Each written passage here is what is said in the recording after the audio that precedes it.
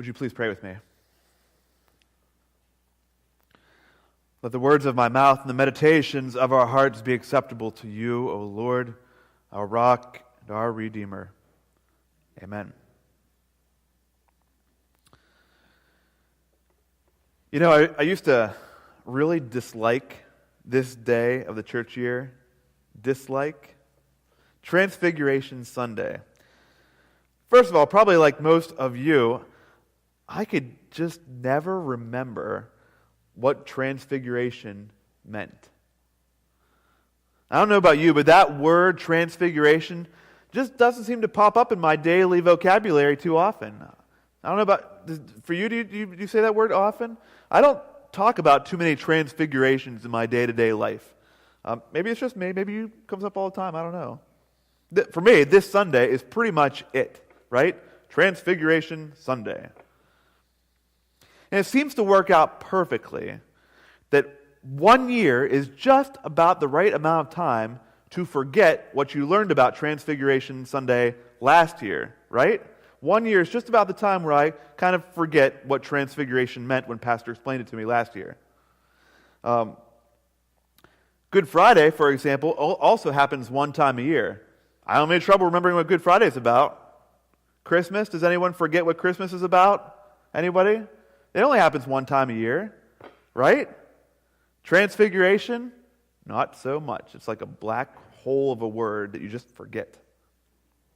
Part of the problem is the narrative, the story, right?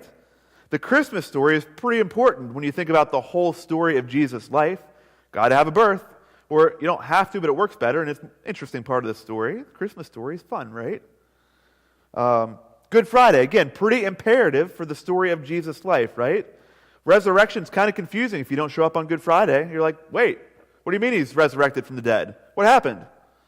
Good Friday is important. Transfiguration, let's put it this way.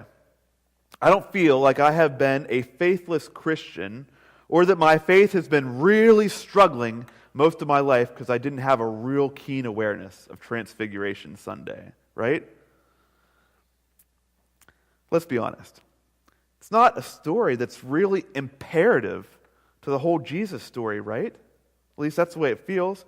I mean, if Jesus wasn't transfigured, whatever that means, we still haven't talked about that yet, we would still know God and God's Emmanuel, God with us, Jesus, right?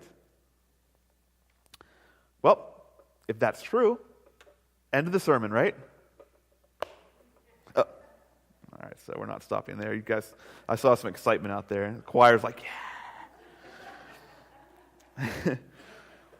See, we Christians, we have this tendency to want to condense the whole story of Jesus into one chapter or two chapters. Like, yes, Jesus was born, died on the cross, and then was resurrected. Yay, that's the whole story. And this story, this transfiguration story, it's one of our ones we're quickly ready to lop off, right? But the funny thing is, it's actually in all three of the main Gospels, the Synoptic Gospels, Matthew, Mark, and Luke. And so there probably is some merit to knowing it.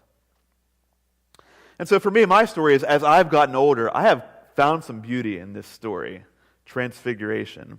For those of you in the preaching class, this is a great story for us preachers. Maybe that's why I like it so much better now that I'm a preacher, because there's some good stuff to preach about. Like, you could talk about Jesus just magically turning dazzling white, and not because he wore the wrong color first and then had to go change and come back out. I mean, he magically turned white.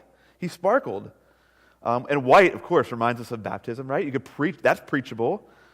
You could talk about the significance of Moses and Elijah showing up on that mountain, why they're so important. You could talk about the fear of the disciples in that moment when all craziness breaks out. You could talk about the disciples wanting to stay there on the mountain while Jesus says we have to leave. You could talk about Jesus' odd command at the end that says, guys, don't tell anyone about what just happened. Right? I mean, so there's lots of things we could preach in this day. I didn't pick any of those, though. Rather, I went with simplicity on this day. Just Jesus. Only Jesus. Jesus alone, actually. You see, in verse 8, there's this little reality that's really, really easy to miss. Maybe you missed it when it was being read there. Among all the transfiguring, the metamorphosizing, in the midst of all the craziness, Jesus is sparkling and turning white. Dead guys from the past are showing up. Clouds overshadow them all, and they're speaking in this booming voice. The disciples are terrified, and then all of a sudden, the disciples look up, and it says, Jesus is alone. Only Jesus. And so what does it mean? Does it mean simply that all the other stuff vanished? The clouds, the dead guys, the voices? Or does it maybe mean that after experiencing all those things in this story, then the disciples really see Jesus for who he is? Or is it because of all the first 17 chapters in Matthew, that Sermon on the Mount we've been working through and all the stuff after that, after all that, is it now that they see Jesus for who he is? Only Jesus. That now they see him. Now they get it. They truly see God in human form for real. I don't know. That's probably not a really great sermon right there, right? Well, I don't know.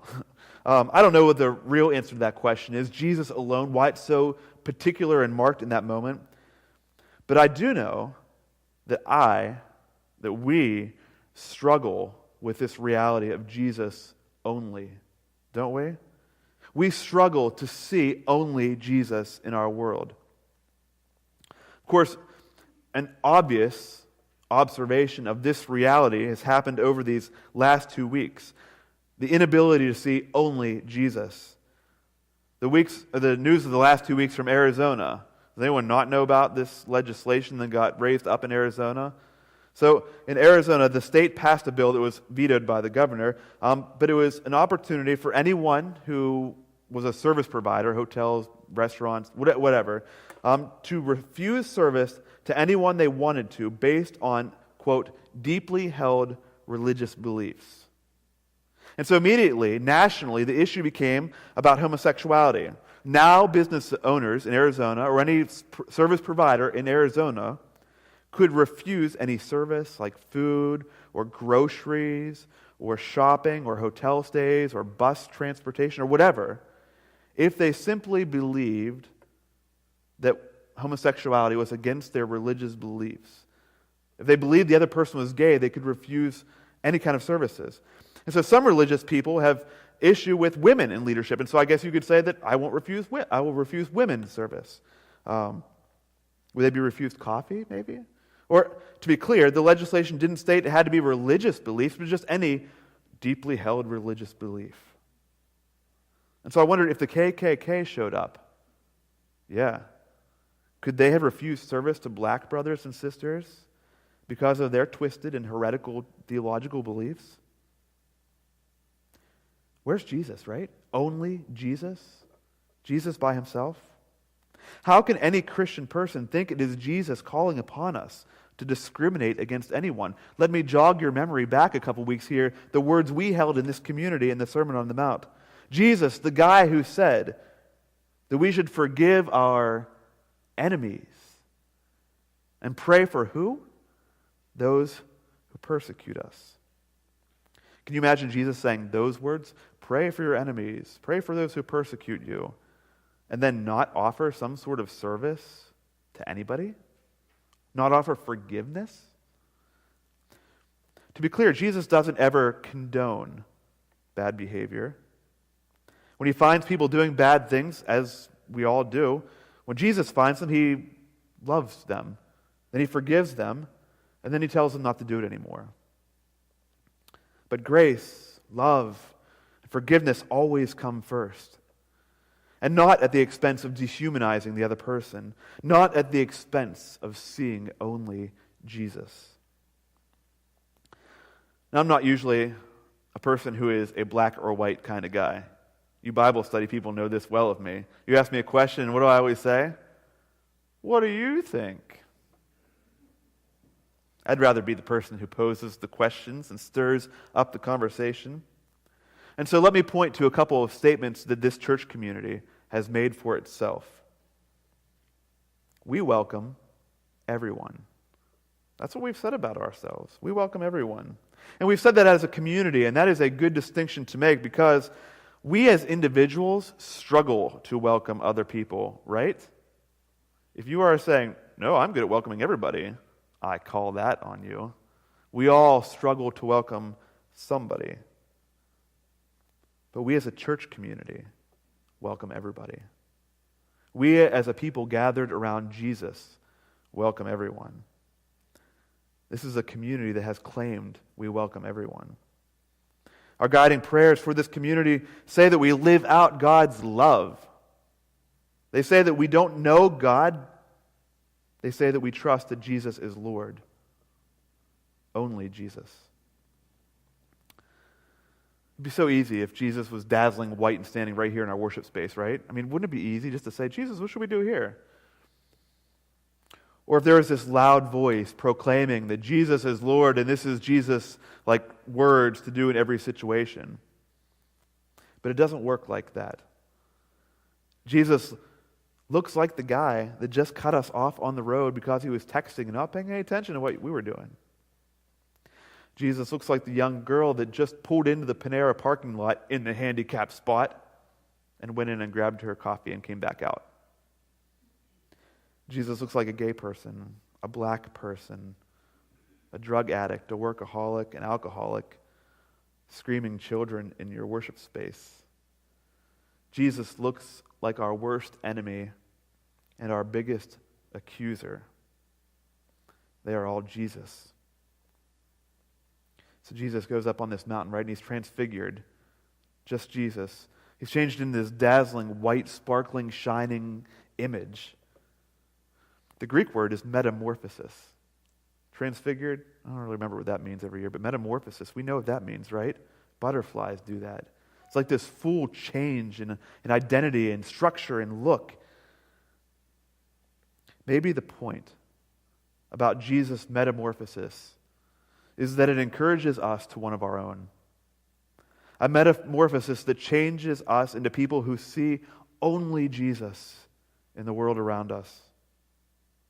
People who stop themselves before anger and fear and hatred and discrimination and turn over into people of love and care and grace and compassion. People who see Jesus, only Jesus. Amen.